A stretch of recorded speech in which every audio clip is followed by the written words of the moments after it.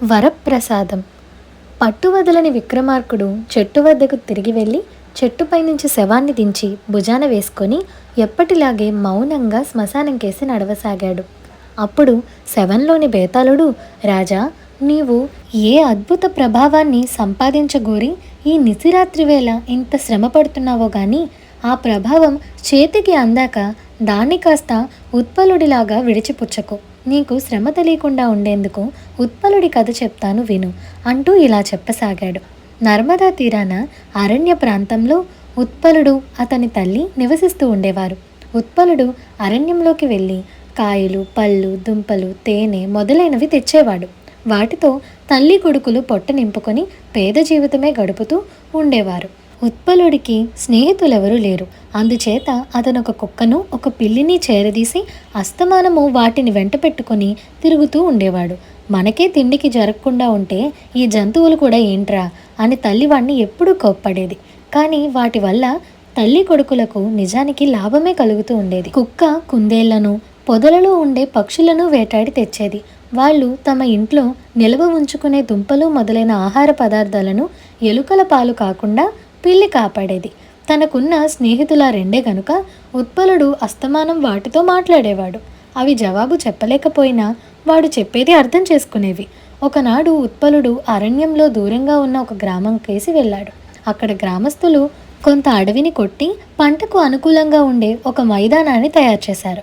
ఆ మైదానం నిండా చాలా ఎత్తైన గడ్డి పెరిగింది. గ్రామస్తులు ఆ గడ్డిని కోస్తున్నారు. కొంతమేర గడ్డిని వదిలేసి దాని చుట్టూ శుభ్రం చేస్తూ ఉండటం ఉత్పలుడు చూశాడు. ఎందుకని అడిగాడు. అందులో పాము దూరింది, దగ్గరకు పోతే ఏం చేస్తుందోనని భయంగా ఉంది అన్నారు గ్రామస్తులు. ఉత్పలుడికి ఏ జంతువన్నా భయం లేదు. అతను అడవిలో అన్ని రకాల జంతువుల్ని రోజు చూస్తూనే ఉంటాడు. దాంతో ఆ గడ్డి దుబ్బు దగ్గరికి వెళ్ళి, పాము పాము బయటికి రా, ఇంటికి తీసుకెళ్తాను అనగానే ఒక అందమైన పాము గడ్డిలో నుంచి బయటకు వచ్చింది. ఉత్పలుడు దాన్ని మెడకు చుట్టుకొని ఇంటికి తీసుకెళ్లాడు. కుక్కలు పిల్లులు చాలక పాములను కూడా ఇంటికి చేరవేస్తున్నావట్రా అన్నది తల్లి. మంచి పాములే, దానికి నేనంటే ఎంతో ఇష్టం అన్నాడు ఉత్పలుడు. రోజులు గడిచే కొద్దీ పాములో ఉత్సాహం మందగించడం గమనించి ఉత్పలుడు, అంతకంతకు మన్ను తిన్న పాములా అయిపోతున్నావేంటి, ఏంటి నీకు పట్టుకున్న బెంగ అని అడిగాడు. కుక్కతోనూ పిల్లితోనూ మాట్లాడినట్టే పాముతో కూడా వాడు మాట్లాడాడు. కానీ అది మనిషి భాషలో తనకు జవాబు చెప్తుందని అతను అనుకోలేదు. నేనొక నాగరాజు కొడుకును. ఒకనాడు సాటి నాగ యువకులతో ఆడుకుంటుండగా గరుత్మంతుడు మమ్మల్ని చూసి రివ్వున బాణంలాగా దిగివచ్చాడు. నేను తప్ప మిగతా నాగులందరూ తప్పించుకున్నారు. నన్ను గరుత్మంతుడు కాళ్ళతో తన్నుకొని ఎగురుతూ ఇటుగా వచ్చాడు. గరుత్మంతుడు ఏమరపాటుగా ఉన్న సమయంలో నేను అతని కాలి గోళ్ళ నుంచి జారి గడ్డి దుబ్బులో పడ్డాను. మా ఇంటికి పోవాలనుంది, కానీ నేను ఇప్పుడు ఉన్న పరిస్థితిలో అక్కడికి వెళ్ళలేను. దయచేసి నన్ను మా ఇంటికి చేర్చు అని అన్నది.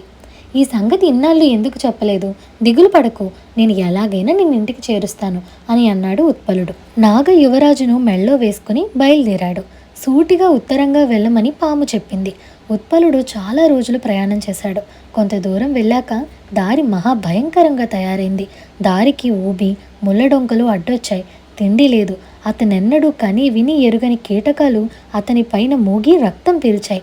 అన్ని కష్టాలు సహిస్తూ ఉత్పలుడు నాగరాజుండే ప్రదేశానికి చేరుకున్నాడు. అక్కడ అతి భయంకరమైన పాములెన్నో అతనికి కనిపించాయి. కానీ అవేవి అతని జోలికి కూడా రాలేదు. అతని మెడలో ఉన్న పాము వాటితో ఏదో మాట్లాడింది. ఒక విశాలమైన ఊబి మైదానం మధ్య నాగరాజుండే భవనం ఉంది. అక్కడ ఎంతో అందంగా ఎండలో దగదగలాడుతూ ఉన్న ఆ భవనంలోకి ఉత్పలుడు, నాగ యువరాజు ప్రవేశించారు. అక్కడ ఉత్పలుడు నాగరాజును, ఆయన నెత్తిన ఉన్న మణిని చూశాడు. అది సూర్యుడిలాగా కాంతులు వెదజల్లుతున్నది. తన కొడుకు తిరిగి దొరికినందుకు పరమానందం పొంది నాగరాజు ఉత్పలుణ్ణి ఏం కావాలో కోరుకోమన్నాడు. మీ శిరోమణినివ్వండి అని అడిగాడు ఉత్పలుడు. వాడు అప్పటిదాకా జీవితంలో అసంతృప్తి అన్నది ఏనాడు పొందనప్పటికీ ఆ మణితో తీరని కోరికలు అంటూ ఉండవని తెలిసాక దాని సహాయంతో ఏదైనా కోరికలు తీర్చుకోవాలి అన్న కుతూహలంతో వాడికి బోల్డ్ కోరికలు పుట్టుకొచ్చాయి.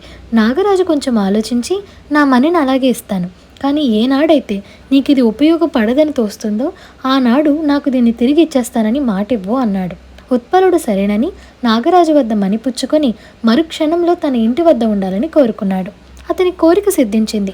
మణి ప్రభావం చేత తినడానికి మంచి రుచికరమైన ఆహారం, కట్టడానికి వెళ్ళలేని బట్టలు సమస్తము అమిరాయి.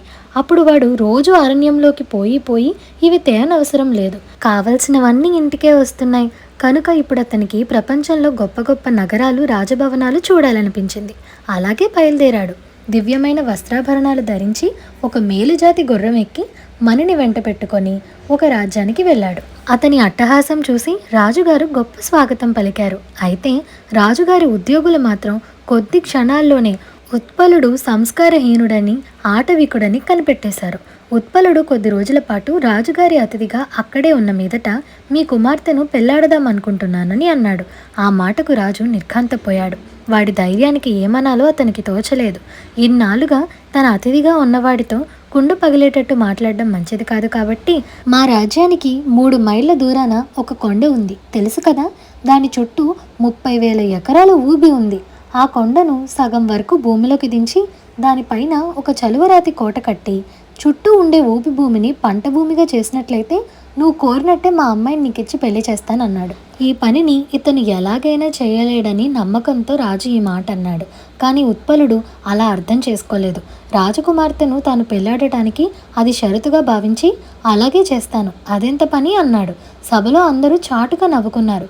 కానీ మర్నాడు ఉత్పలుడు రాజసభలో మీరు అనుకున్నదంతా చేశాను, మీ అమ్మాయిని నాకు ఇచ్చి పెళ్లి చేయండి అన్నాడు.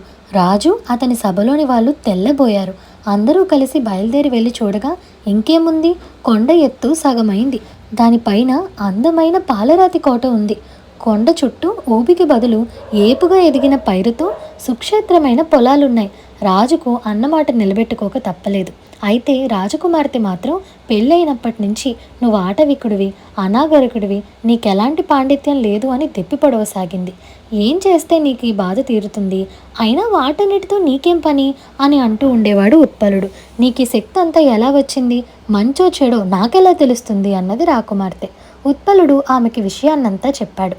దీంతో ఆమె చాలా సంతోషించినట్టు నటించి ఆ రాత్రికి అతనికి ఆమె స్వయంగా వడ్డన చేసి భోజనంలో మత్తుమందు పెట్టేసింది. భోజనం చేస్తూనే ఉత్పలుడు కళ్ళు తిరిగి పడిపోయాడు. రాజకుమార్తె అతని నుండి మణి సంగ్రహించి ఇతను దీని ప్రభావంతో సంపాదించినదంతా పోవాలని కోరుకుంది. మర్నాడు ఉత్పలుడికి స్పృహ తెలిసే నాటికి అతను అరణ్యంలో తన సొంత ఇంట్లో ఉన్నాడు. ఆ గుడిసెలో కుక్క, పిల్లి మాత్రమే ఉన్నాయి. అతని తల్లి కొద్ది రోజుల క్రితమే చనిపోయింది. అతనికి ఒక్క క్షణం ఏమీ అర్థం కాలేదు.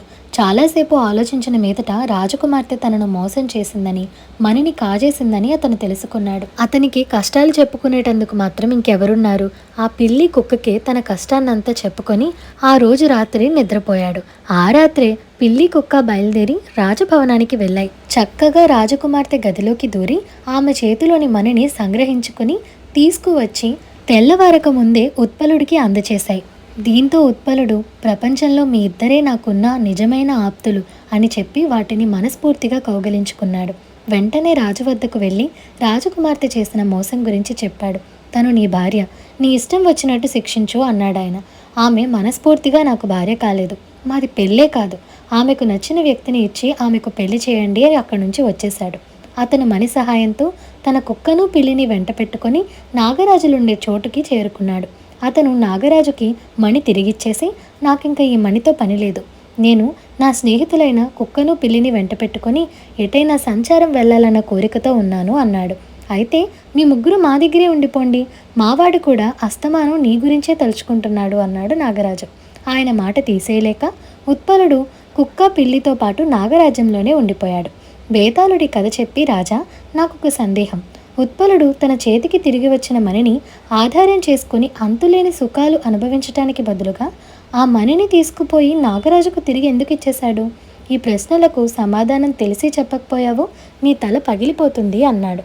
దానికి విక్రమార్కుడు, ఆ మణి ఎన్ని కోరికలు సిద్ధింపచేసినా ఉత్పలుడికి సుఖాన్ని, సంతోషాన్ని పెంచలేదు. అతని కోరికలను, అసంతృప్తిని మాత్రమే పెంచింది. కోరికలు పెరిగిపోవటం చేతనే అతడికి నిజమైన ఆప్తులైన తల్లిని, కుక్కని, పిల్లిని వదిలేసి దూరంగా వెళ్ళిపోయాడు. తల్లి చనిపోయే సమయంలో అయినా దగ్గర లేడు. అంతేకాక ఆ మణి మానవ స్వభావాన్ని మార్చలేదు.